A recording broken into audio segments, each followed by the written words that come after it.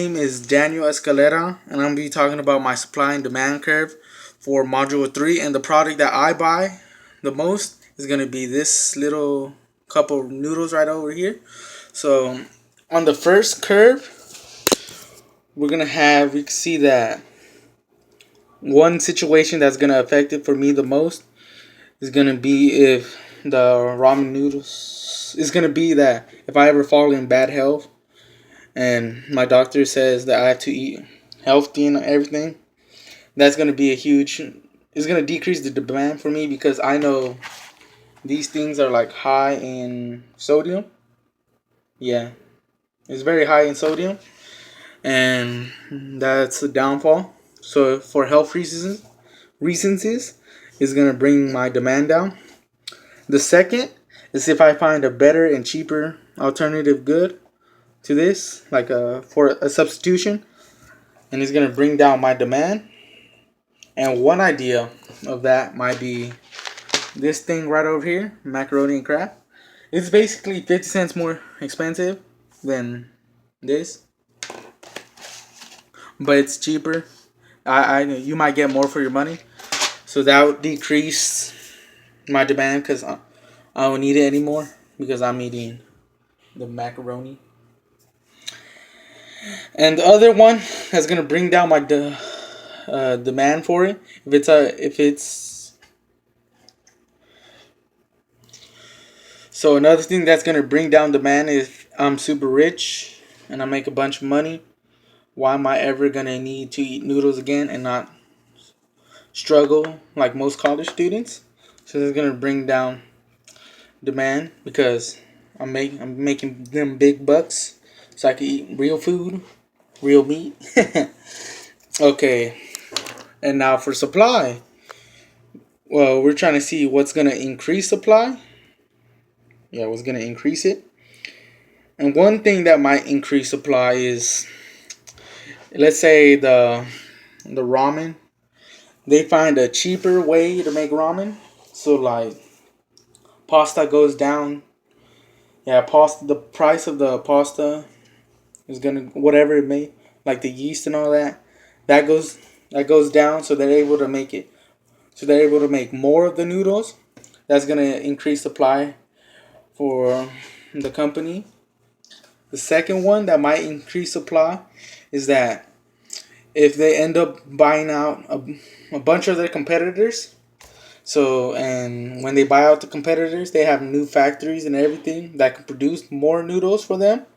That's also gonna increase the supply for the company because all the new machines that they didn't have, all the new facilities, they're gonna be making the ramen, so it's gonna increase. And the third thing that's gonna help increase the supply is that if people invent who invent the machine find a more efficient way to make ramen noodles as fast as they can without having to wait at all for them, without having a machine that at first produced, let's say, 50 cups a minute, 50 cups of the noodles. Now they're going to be able to make 150 because of this new technology. And at the end, it might be a win-win because they get more noodles and I'm able to buy more for cheaper price, I hope. All right. And the last graph is this huge blank one right over here. And we're basically going to plot what would happen when supply and demand fall down. Well, when my demand falls down and the increase of supply increases. So I'm just going to draw this real quick. All right. And so this is going to be our supply and this is going to be our demand line.